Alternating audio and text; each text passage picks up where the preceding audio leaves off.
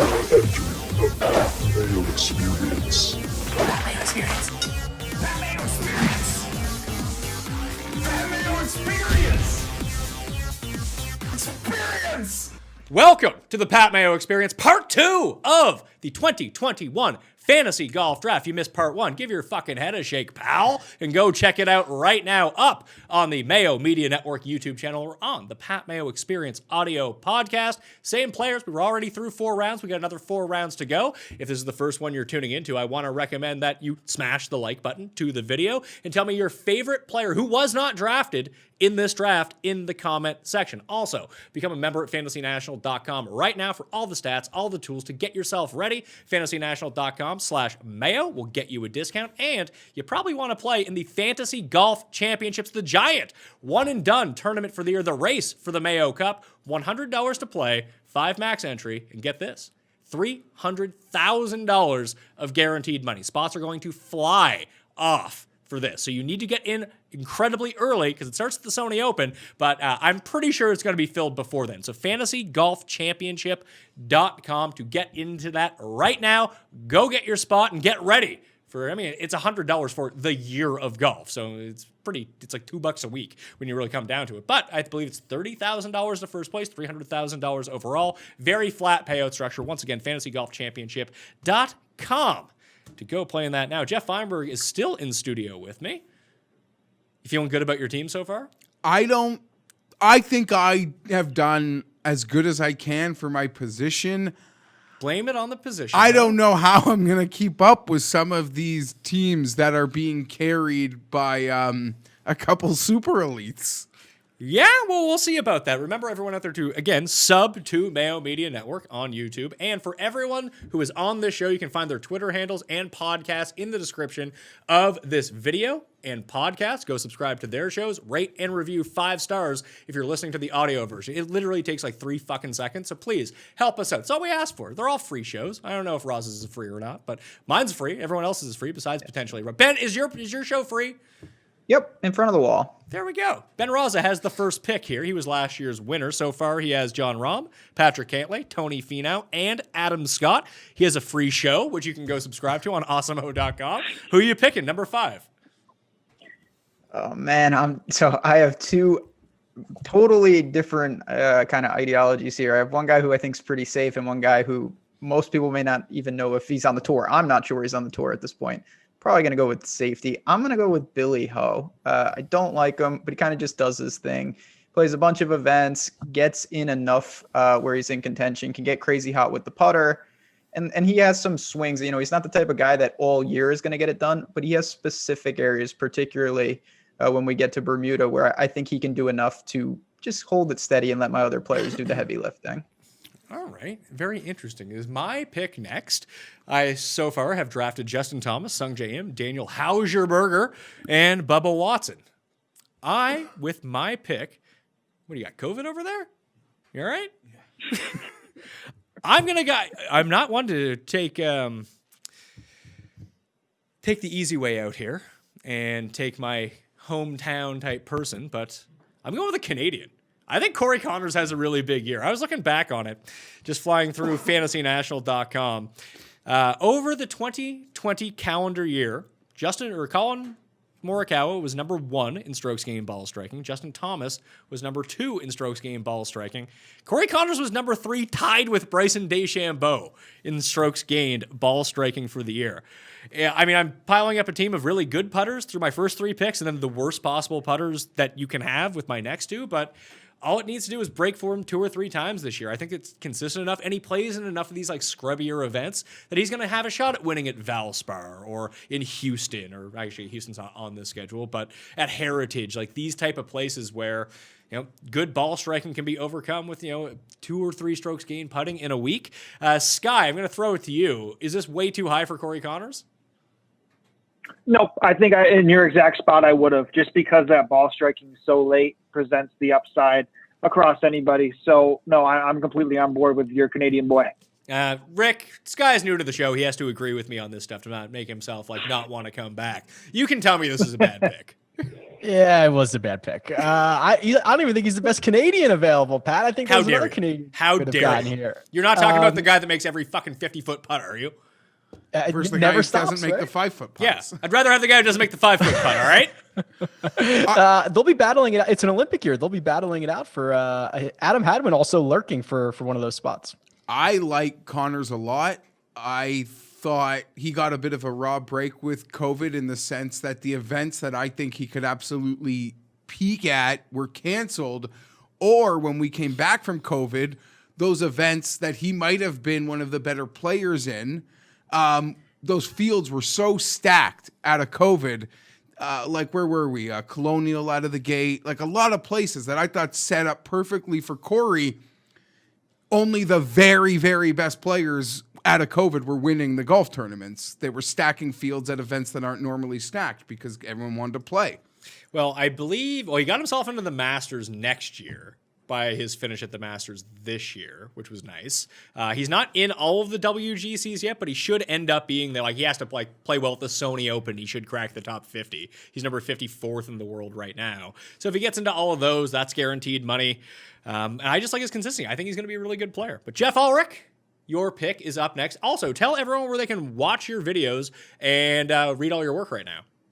Yeah, no, I definitely am over at Osmo with Ben on a free show on Mondays and do a lot of work for DK Nation as well, DraftKings itself. So just go to the DK page, download the DK Live app, all that stuff. We had weekly stuff going on. So appreciate that. You can just hit me up on Twitter at the Fantasy Grind.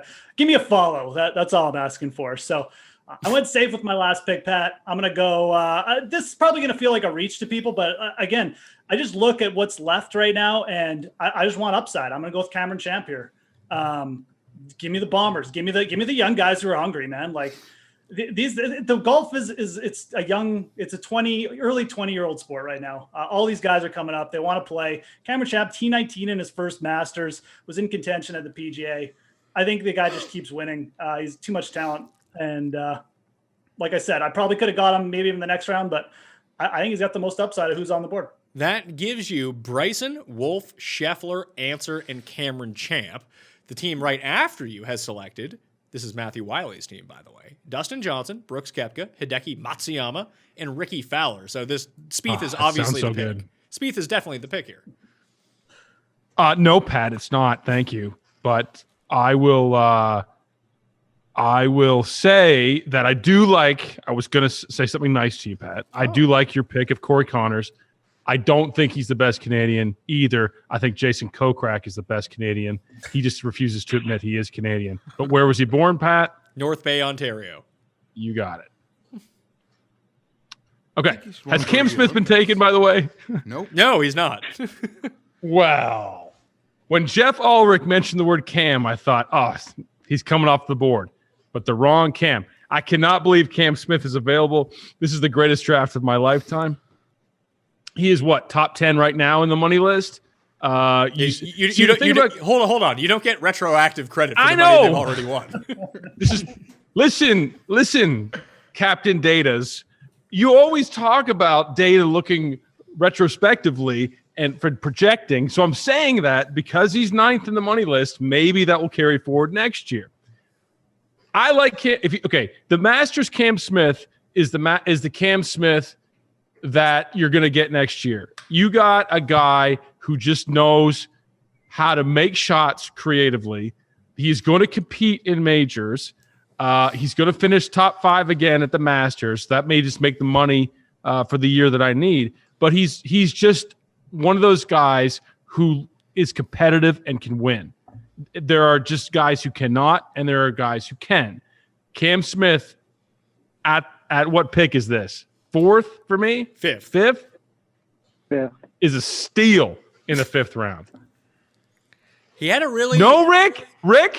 Gehman? Is that a no? You can't believe it? It's fine. I just love that you think that the stars have aligned for every single one of your picks that have dropped in here. Let's do a quick round table. Who would rather have Camp or Cam Smith? Like, which Cam would you rather have? Because I'm actually interested on people. Cam Davis. Wow. Of course, Ben drinks that. And by the way, Pat, since you didn't ask, yes, all of my stuff is paywalled next year. In fact, Twitter is paywalled too. So everyone who follows me on Twitter has to pay me. Well, here's the thing with Everything. We'll get to the round table here for a second. Who's the best cam going? But you have to remember about Wiley. He has this persona that's free that you can get on Twitter. You can subscribe to the Golflandia podcast. Who would pay for this shit? Well, I heard your parlor presence is pretty good. I have a parlor presence? Yeah, I heard that's paywalled. Oh, yeah. Yeah, jump on Parlor. So you took Cam Smith. Do you think Cam Smith is actually better than Cam Champ? Do I think Cam Smith is better than Cam Champ? I think it's close. I think it's close. I don't Cam Champ and Cam Smith were literally neck and neck on my list here, and so I probably would have taken Champ next. I like Cam Smith better. I've just followed him, before he really came over here on tour. He's just that guy. He's just got that swagger. I like the pick too. Like I think they're really close. Thank you, Jeff. Rick. Look, I love Cam Smith. He won the Sony Open for me last year, but I'm just That's interested right. in other people's opinions of it was. Rick, are you like a Cam Percy type of guy? Yeah, definitely Cam Percy, my Australian. I think it's Cam Smith here, right? I mean, the way he played at the President's Cup, the way that those guys came off the President's Cup was unbelievable. They showed a lot of moxie. Cam Smith played great. I just think he's in a different closing ability than Cam Champ is. All right. Skylar Hoke, FTNDaily.com. That's some paywalled stuff that you can get behind there. Well, you got some stuff out in front of everything as well in terms of a lot of Euro stuff too, plus the PGA. You have only taken European so far. You have Rory McIlroy, Big Dick Vic, Tyrrell Hatton, and Matthew Fitzpatrick, which leads me to who's the next highest rank Yeho that's out there. You're going with Victor Perez? No, there's someone else. Oh no, I can't do it. I thought Ulrich was going to go with his man Louis and leave me at this spot to debate it. I don't know if I can take the risk on after you shot me worried on the amount of starts these guys could get. I think, and I thought Wiley actually took him with his last pick to open it up, but I think Kokrak here in the fifth round for me and what we saw at that midsummer stretch, getting his win in Vegas, is to me the pick here. So I'm going to land on Kokrak. Really confused about Kokrak. Jeff, you're picking next. Like, is this the best he's ever going to be? That's my worry with Kokrak, that it's only downhill from here. He finally got his win after years on tour. He's been sort of a simulator and stats darling for years, but he finally made a few putts and he ended up winning. Is this the peak for him? Like, is he ever going to contend at a major? I like Kokrak. He wasn't really on my radar here. So the answer is no. This is the peak for him, at least in your mind. If he wasn't on your radar, there's just a couple guys I'm looking at with this pick. I have no issues there. It was one of the more impressive wins of the season. In that, in my opinion, his win at CJ Cup he was the worst player to win a very strong field out of the restart. Like, since we came back in that restart, when the big names showed up, only really good players won those tournaments. He was the biggest outlier win to me of a strong field event. are you saying that the Bermuda Championship with Brian Gay winning was not the strongest field of the year? No, but I don't know. I don't have an opinion on Kokrak. I'm Rasa, Jason Kokrak, best he's ever going to be? Yeah, I would hope so. Not a Kokrak guy. He's, I guess, made strides. You know, when you turn like 45 in golf, then you finally find your form. I have trouble with guys that I have a long body of work with that have been one way and then they make a jump. So if he can continue this, it's kind of like Harris English in some ways. Fantastic, but I just don't know exactly how good he truly is. See, Ben is an ageist. I just made a note of that. It's funny because like the Harris English thing is odd because he was good and then he wasn't good. Now he's good again. It seems more believable that this could be his baseline. Could Harris English sort of have a second half of his career like Matt Kuchar? Yeah. They just won together something late, and that's a coincidence. But right, wasn't Kuchar like good, like really young, and then he completely went away again, and then sort of gained some form, won a Players Championship, and had this great rebirth of a top 10 lifestyle with pretty decent win equity. See, I would say that like Steve Stricker is in that category too, who was good when he was younger, just completely went away for 5-6 years, came back, and he was good again all of a sudden. That you can get it back. I mean, Stenson's the extreme of that. Yeah, but Stenson lost all his money in a Ponzi scheme. No, but he's the extreme of like being really good, going away, then coming back and pretty much winning everything, including a major. Which should lead you to your next pick. Are you taking him? It's your pick. So far, you have Morikawa, Reed, Fleetwood, and Neiman. I don't know who Are you're we swinging alluding back to up? that I should be taking. I'm just curious who you're taking.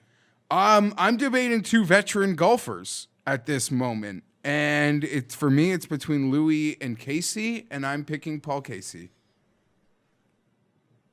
Paul C. I was looking over his results last year. When it's bad, it's like last place, but there's a run of decent results. You hope there could be a breakthrough, but a second place at a WGC might be good enough.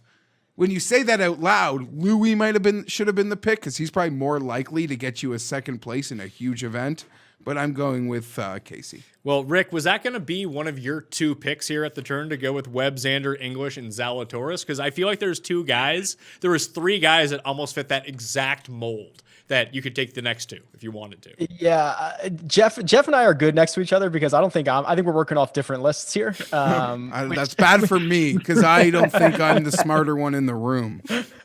Well, I mean, it is interesting, right? We could all be working off different lists, and there's guys that I have in mind right now that I might be able to get in the 7th or 8th round, but I'm gonna roll with Doc Redman here in the 5th. Another one of these young guys. He's kind of in an awkward spot in the official world golf rankings, right? There's some events he plays like Bermuda where he's one of the top 5 players there, and then he doesn't get into the WGC. So if he has a good start to 2020, get himself inside, the top 50, 60 of the world rankings, we're going to see him a lot more, which is kind of nice. So I'll take Doc at 5. And man, I might get skewered for this with 6, but I think it's time. I'll take Spieth here.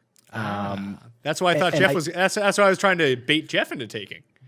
And I just think that the rumors of him working with Butch Harmon are getting louder and louder. I think we're at the point of significant change. And of these guys here, right, we're what?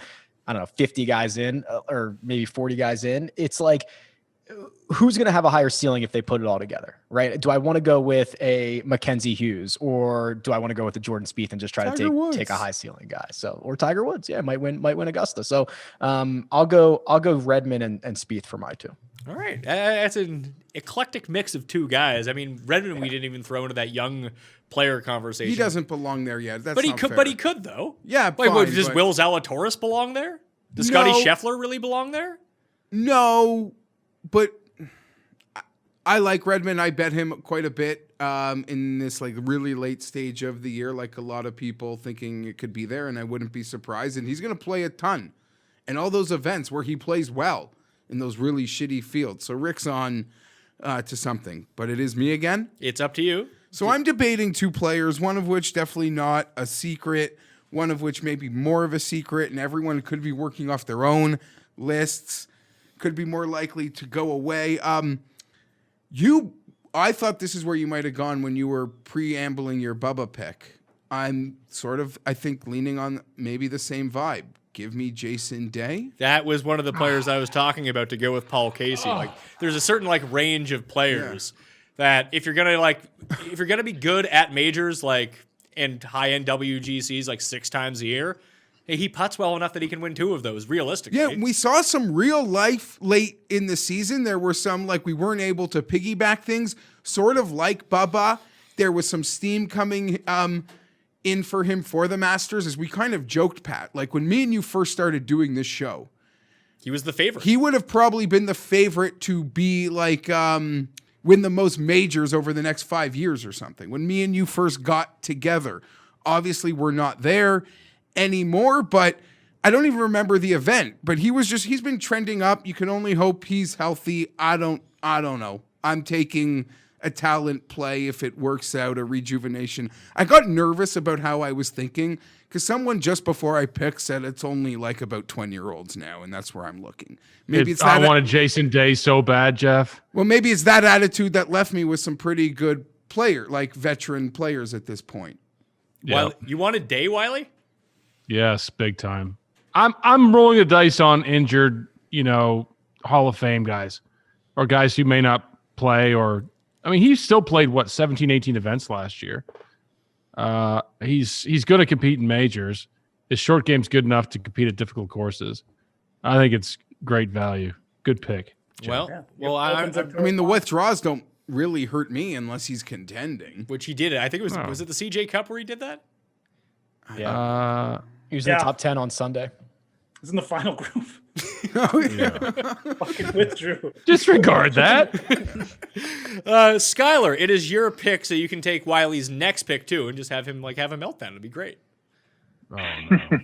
We'll see. He's been loving every pick that falls into his lap. But for a guy, if I'm now going to go with a PGA Tour regular, someone who tees it up often in some of these shorter courses and ends up being 28 to 33 to 40 to 1 at the longest for these, this ain't no hobby for him. I will go with Kevin Kisner.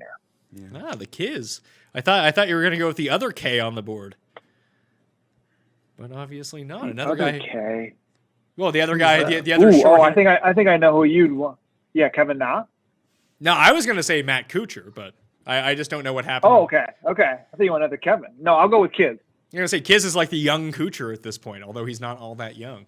The Tour Junkies actually did a really good podcast with Kevin Kisner. I recommend that people go check that out. Wiley, it's back to you. Did you want Kisner too? No. No.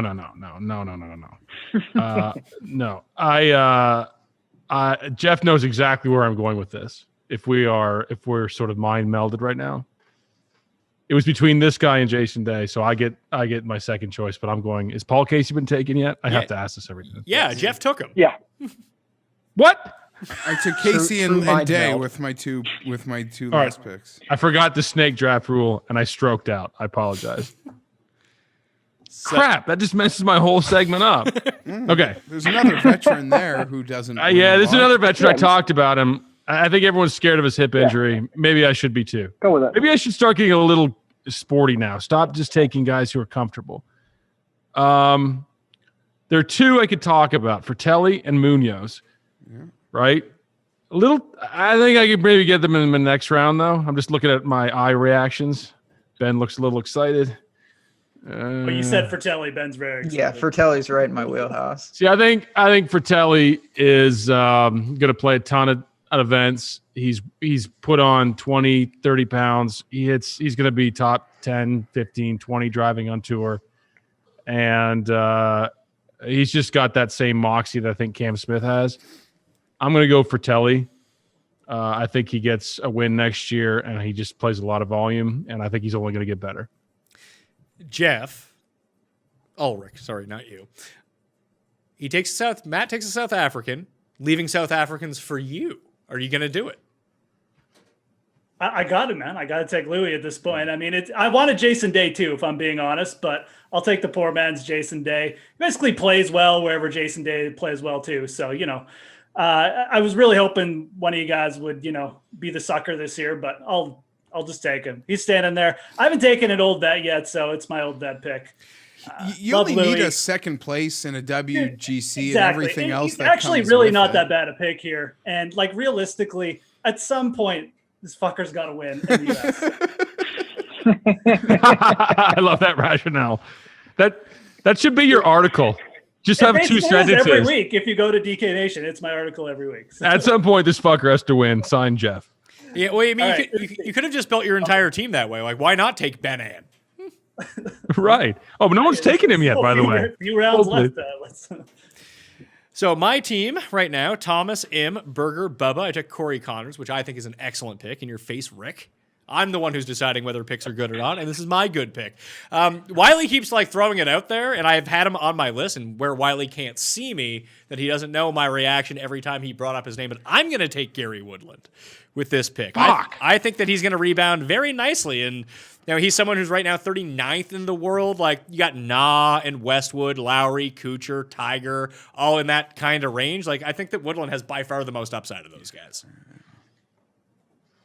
So that's what who did Wiley pick? Sorry. Fratelli. Oh, right, yes.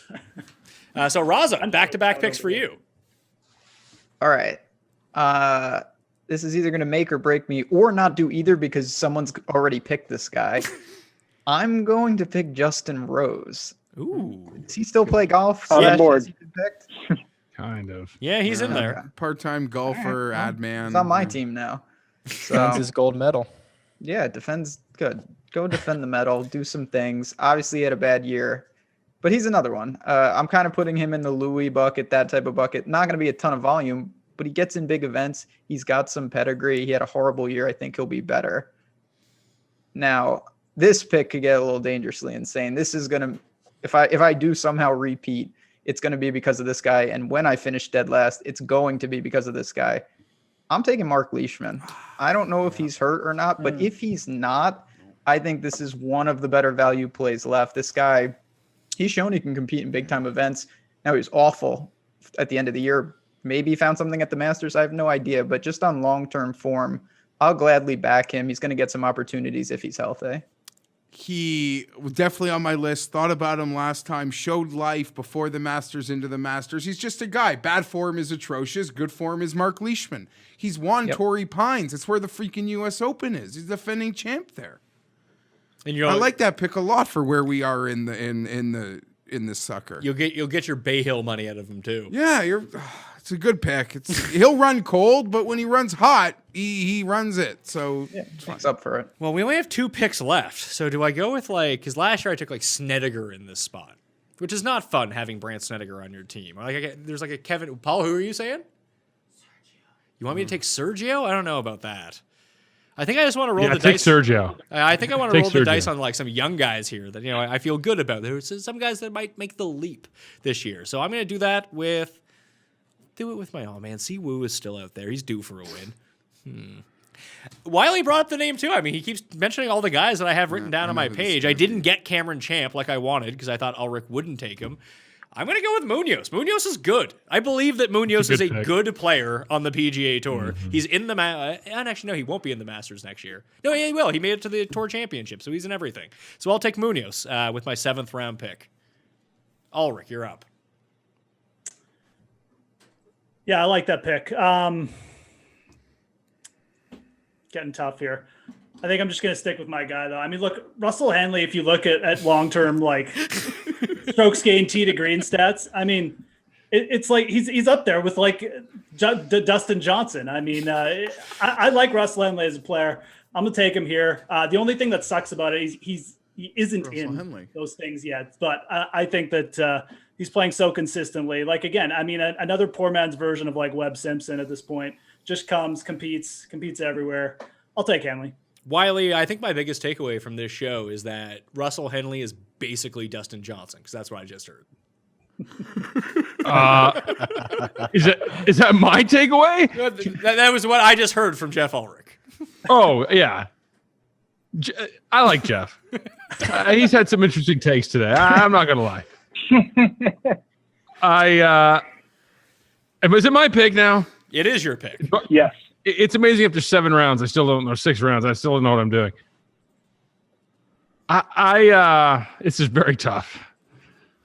All right, so I go one of 3 ways here.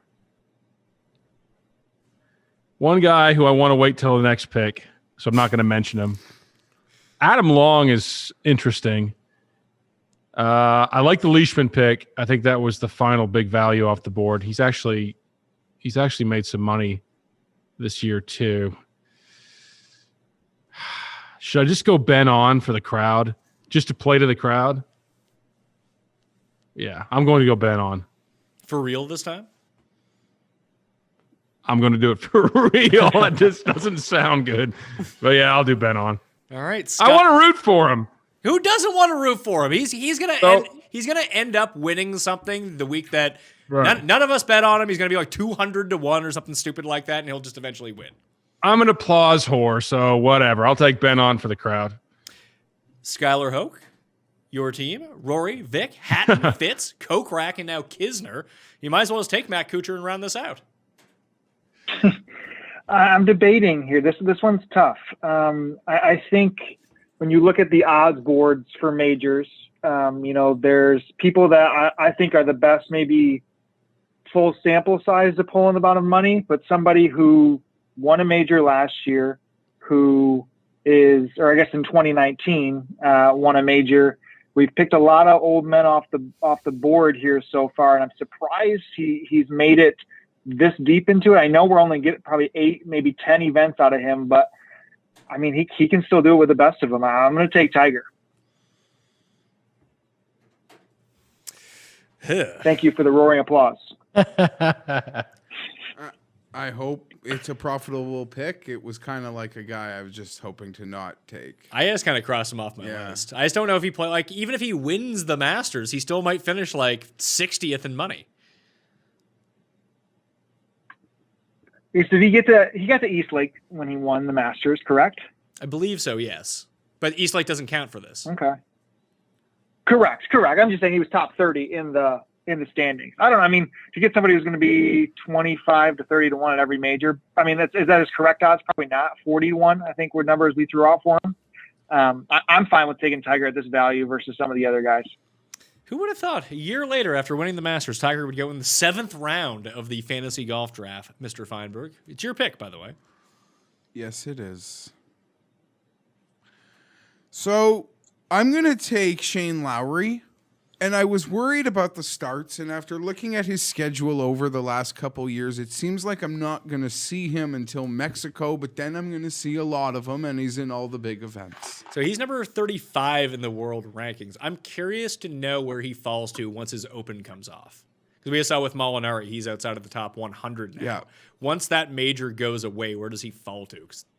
That's a fair question, but I don't know. Even taking a good point Sky made, I mean, obviously Tiger has some built-in odds. I didn't think to just go take a peek at major outright odds and just to see that, in some of the bigger field majors. And, maybe that being a decent ranking to see who could be left. And, yeah, I don't know. He's still in the big events. As I said, I looked at the schedule last couple years. After Mexico, his intention really is to be an American, a PGA player, play the majors, go overseas for the BMW Championship, and maybe another thing or two. But that's the pick. With the last pick of the 7th round and the first pick of the 8th round from RickRunGood.com, from CBS Sports, and like everywhere imaginable now, he's taken my place as most visible person in the betting golf world, Rick Gehman. So far you have Webb Simpson, Xander Schauffele, Harris English, Will Zalatoris, Doc Redmond, and Jordan Spieth. Can I just write in Lonto right now? Is that what I'm doing? No, I'm going to round out my team without Lonto. I'm going to try a different strategy this year. As much as I love him, I'll have him in every DFS lineup. I'll bet him every single week. But I'm going to go with Mackenzie Hughes, which is against the grain, right? I don't love the short game specialist, but he pops a lot, right? 2nd at Honda, 3rd at Travelers, top 10s at the BMW and the Memorial. Like he played well after the Honda last year. And then I'm going to go with a guy who is going to play all the WGCs, got himself into the Masters, won twice on the European Tour in back-to-back weeks. Christian Bezuidenhout heading into 2021, really good official World Golf Rankings standings at the moment, playing well. I think he keeps it rolling. Sky, I want to get your take on Seabez here for a second. I feel like his game isn't made for the PGA Tour. It's made for the European Tour. He's one of those guys. Yeah, I mean, his short game is electric. Like, you watched him in those South Africa events that he went back-to-back in, and they were weak fields, and he was just, twice the professional that any of those guys were. Even Fratelli was matched up against him in the final group, and he dusted him on that Sunday. So, I mean, his approach game showed flashes a lot better than I thought it would when he played in a few PGA Tour events, but that's where he's got to get. He's not good off the tee. You're going to have to get him at, some sort of shorter test of around the green to really contend, but he's shown upside. I don't want to besmirch him in any way. I think he did in 2 weeks enough to get himself onto the President's Cup team. President's Cup team, that's right. Ugh. That being said, he won back-to-back weeks on the same venue, right? They had like 2 sister courses there in his homeland. Again, I saw insane putting. I don't know. I'm still questioning what I think the outlook there is for him. I don't know. I just worry about his And we've seen guys who aren't good drivers of the ball win on the PGA Tour. So I think he would have to play more like the Valspars, like those sort of events to really pile up a bunch here. But it's going to be hard when you play with all the big boys, Rick. And like you got to go like toe to toe with Bryson off the tee. I know that's a disadvantage for a lot of people, but just someone who doesn't drive the ball well at all. Maybe he'll figure it out. I don't know. Yeah, this is kind of a little prayer that he starts to figure the game out. He starts to round it into form. But I mean, he had decent finishes. He was top 25 at a WGC event last year, top 25 at the Memorial. He can find ways, and he's going to play everything, right? I think we're going to get a much larger PGA Tour American-centric schedule from him this year than we've seen in the past. And maybe those 2 victories are just the confidence that he needs heading into a new calendar year. Geoff Fienberg, you have 1 pick remaining. So this is it for me. I'm going to pick someone who I picked last year. Last year I picked this player because he was announced sort of with Matthew Fitzpatrick that they were going to be full scheduled PGA Tour golfers. Like most Europeans, the schedule got off to a late start and then a COVID. So it's really hard to know what to make of the PGA Tour schedule. But I love him. I think he's nails. There's probably someone better. But I'm picking Matt Wallace. He's a guy I want to cheer for, so that's who I'll put on the last pick. Nice Wallace, pick. Willett. Nice pick. You're getting from the gallery here. You're getting all the love. Yeah, I like it. I know. I think he's ranked 49th in the world. Is that like a hard lock for the Masters now, or do I need to wait on another? I believe, Sky, you would probably know this better because you pay attention to things. That locks him in, right? Yeah, he's in Great. now. He just snuck in. Ricky was out and Wallace got in. Good. Yeah. There, done. And it saves you money from betting on Ricky, too. Sure. So, Sky, you're up. You have 1 pick left.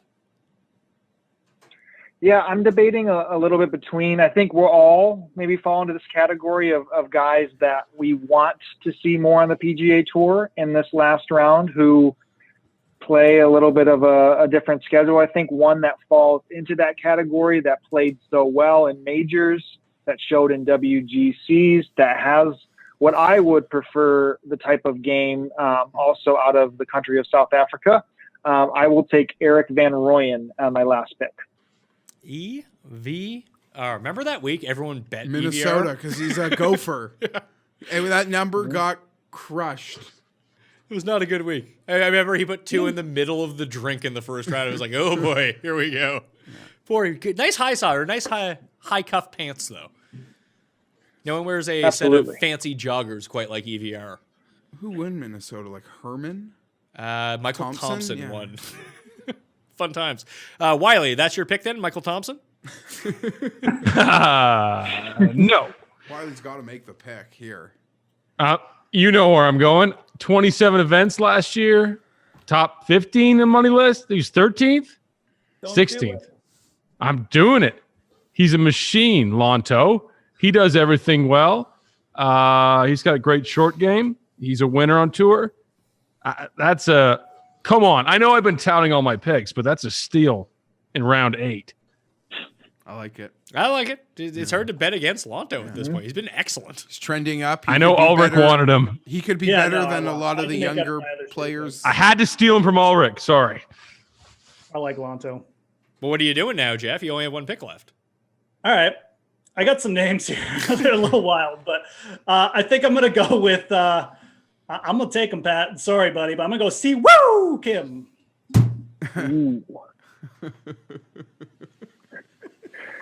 We can't see your face. How dare you? Yeah, I can't see what you're doing, but I assume you're mad. But. I'm not happy about it. That alleviates the pressure off me to take him. You know, Ryan Palmer's ranked inside the top 30. Yeah, I don't care. He's the highest ranked player.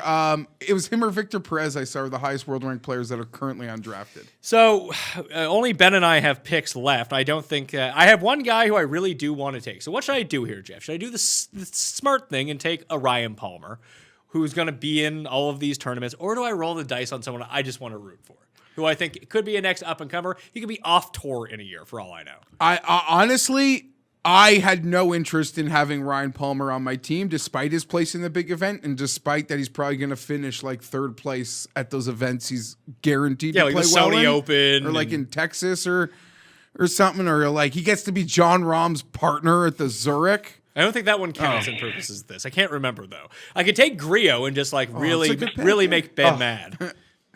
Who I assume is going to be his last pick. But I'm going to go digging deep. I don't know where this guy is in the world rankings. I assume like 350th or something like that. I just think that he's good, and I've bet on him a few times so far. I'm taking Justin Suh. I think he's going to have a good year.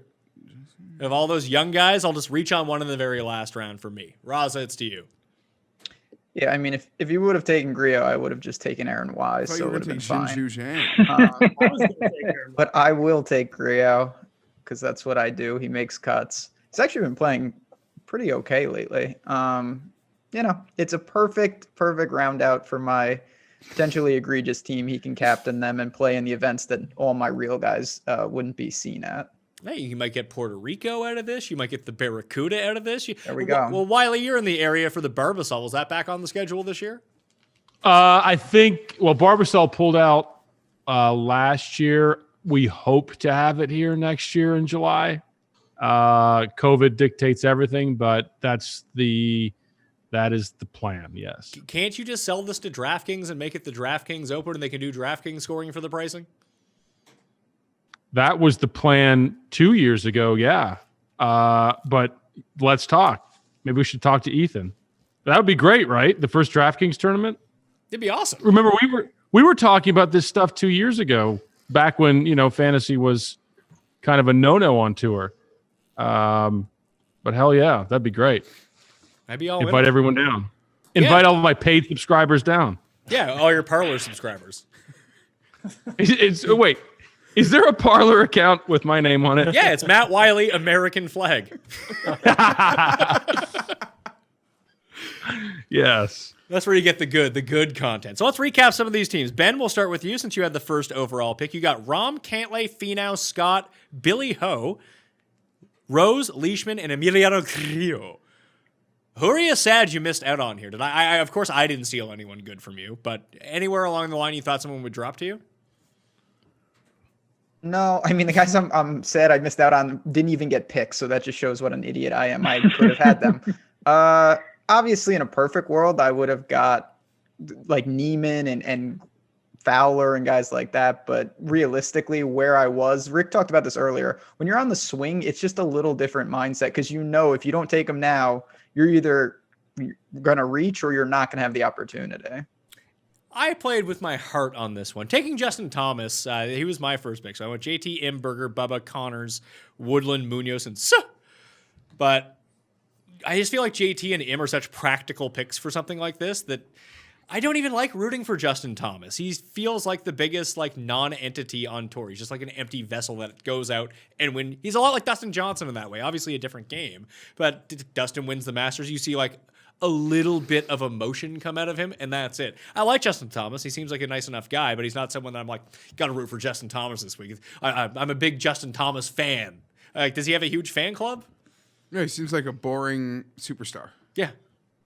He's sort of Wiley, you do a ton of marketing stuff. I'm sure that's what your Parlor tips are all about. Is JT good for golf or bad for golf? Justin Thomas? Yeah. Justin Thomas is incredible for golf. How could he not be? Because no one knows who he is, despite the fact that he's won 20 times on tour. Oh, I disagree with that. I think that there's still a little overshadowing by the mantle of golf in Tiger Woods, but I think that JT has 20 solid more years of golf. I mean, his ascension to the mantle. Because DJ is a lot older than him too. His ascension to the mantle, I think, with Rahm and Rory, I think it's. Plus, he's such a solid person. Plus, he's from Kentucky. Plus, they're all overshadowed by Bryson, just because Bryson looks big and is taking so much of the air that isn't for Tiger. I think when people are willing to talk golf, that's what I'm talking about. Your casual people who aren't watching this show, put it that way. So people who love golf, love Justin Thomas. He's good, but Bryson really, and I would feel that Rahm would be after that because Rahm melts down on the course. People see that, they have a reaction to it. There is no reaction to Justin Thomas whatsoever. Well, I think to be a good marketer of yourself, I mean, if you think of the best marketed people in sports, think of Conor McGregor. You have to have a little bit of a pathology. I mean, I don't want to say narcissistic, but I just don't see those screws in DJ, even Rory or JT. Bryson, he's just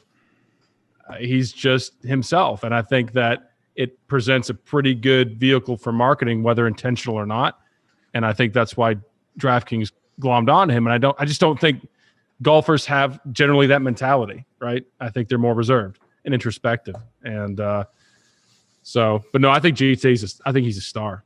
I think he's a star 100%. too, but he's an athletic star in terms of he's huge within the sport, but it doesn't seem like he'll ever crack anything beyond that. I don't know. If you see his Instagram account, he's pretty popular.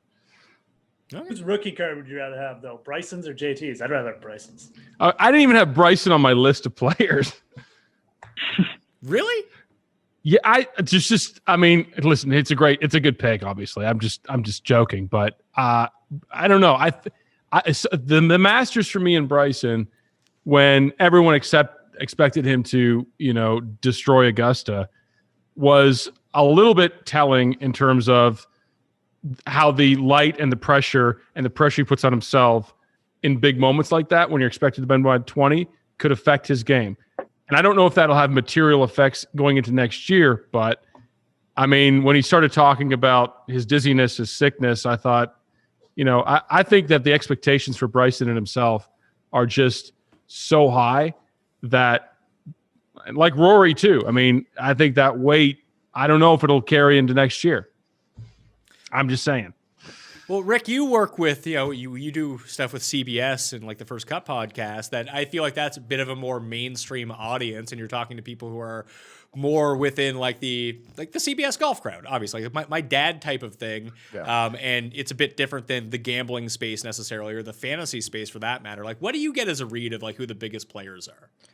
Yeah, we definitely, and even some of the DFS and betting stuff that we do, it's definitely catered a bit differently because we're trying to do an education process. We're trying to introduce a lot of people to, this world of golf, DFS or gambling that, the tour didn't even want to acknowledge, 18 months ago. Bryson moves the needle in the biggest way, right? I mean, it's Tiger, obviously. Bryson moves it whether you like him or not. Patrick Reed moves it again, whether you like it or not. You've got a hero villain story to tell, which is, I think, what a lot of people want. The Justin Thomas, I'm probably with you on, Pat. Great for the game, on the cover of PGA Tour, 2K21, like in the world of golf, he's awesome, but he doesn't really transcend the sport in ways that, I mean, even I think Bryson's actually getting there too, right? I mean, he's got this story of this transformation. It's just different with him. And I think the needle moves differently. Is there a Justin Thomas commercial? Like that's his? It probably like TurboTax. For a guy that's accomplished what he's accomplished, no, right? I think Callaway that Titleist, like there's 8 players in those commercials. He's not sort of put above them, like his game is above them.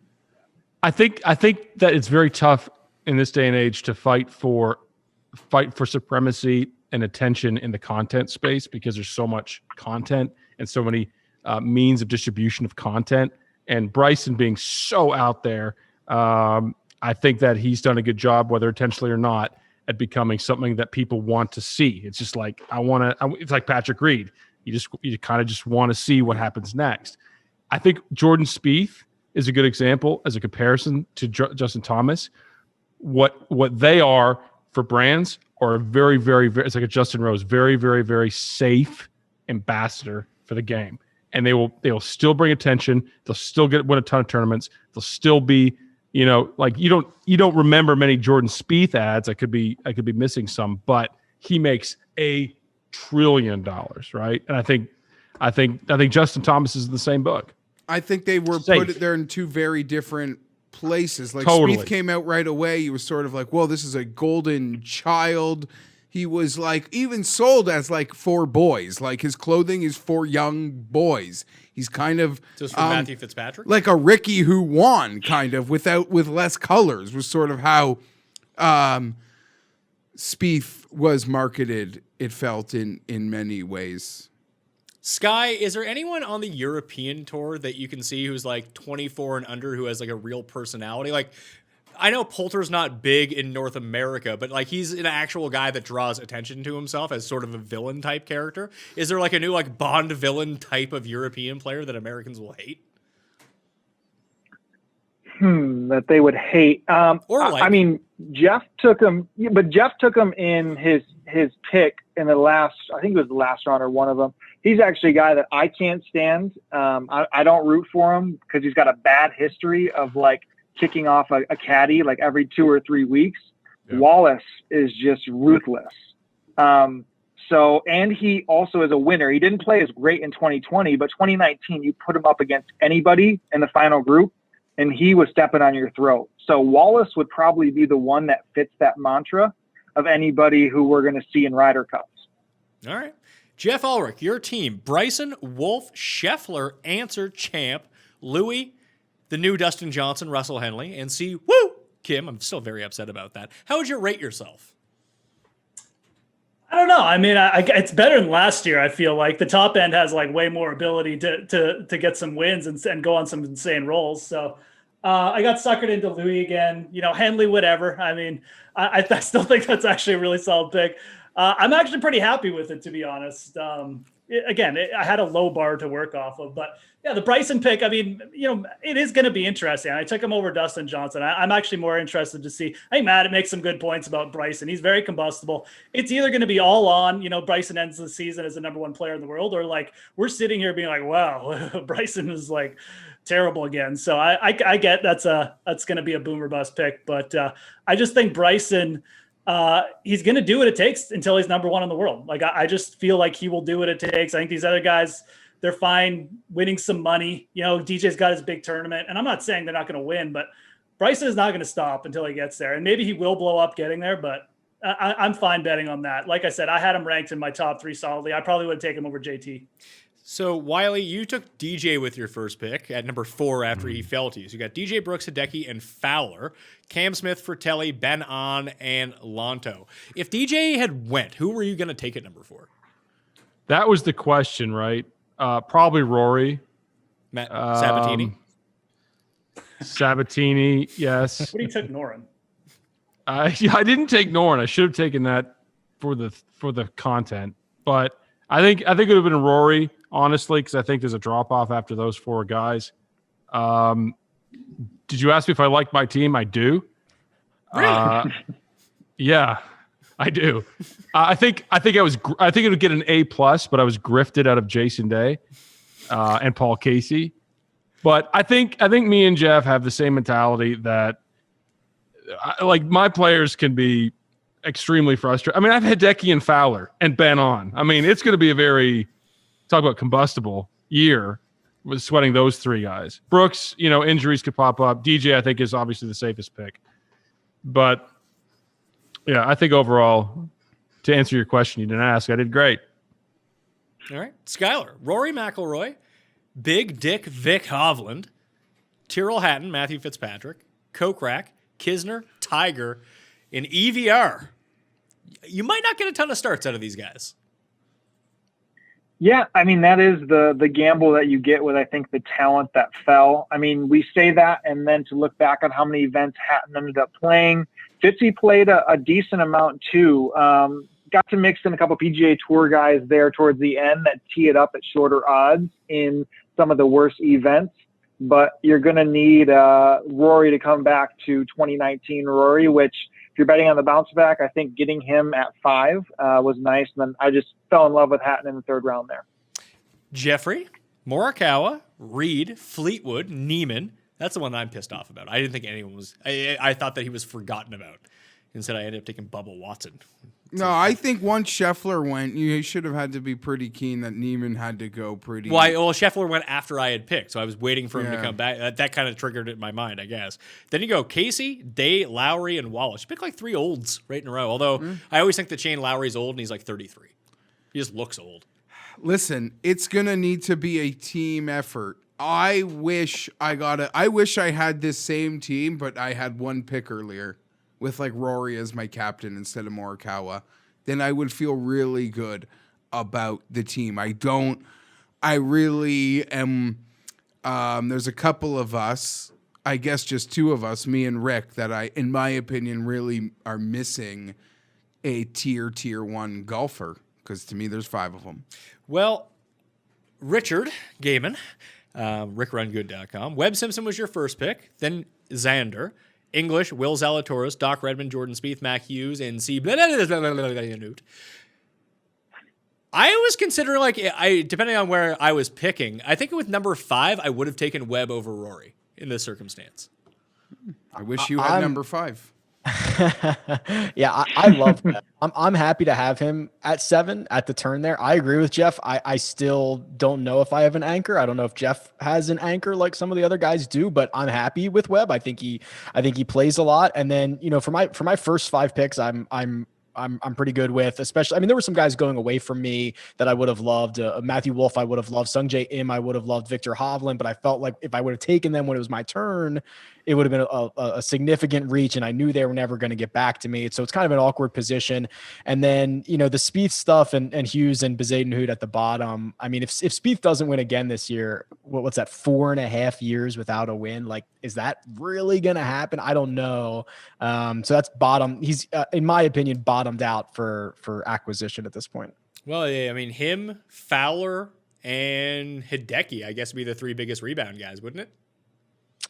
That sounds about right. Yeah, I mean, looking at some of these teams, I think there were like Ulrich's first 4 picks. I love, right? I think the wheels fell off a little bit. Sorry, Geoff, after that, but I love the first 4 picks. Wiley's started strong. I think he kind of finished strong. The middle was a little hairy for me, but like there's some really solid teams out here, and I don't know if there is a clear favorite. Legitimately, nobody brings criticism better than Rick. I absolutely love it. Yeah, he just puts you down right to your face in the nicest possible way. In the nicest way. Just I mean, we know how this is going to turn out. It's going to be like super competitive all year, and then like Billy Horschel is going to win the FedEx Cup, and Rasa is going to win.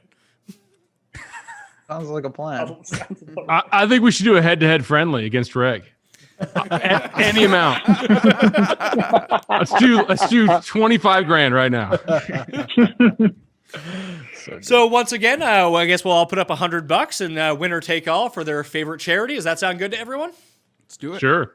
Perfect. I'm gonna win.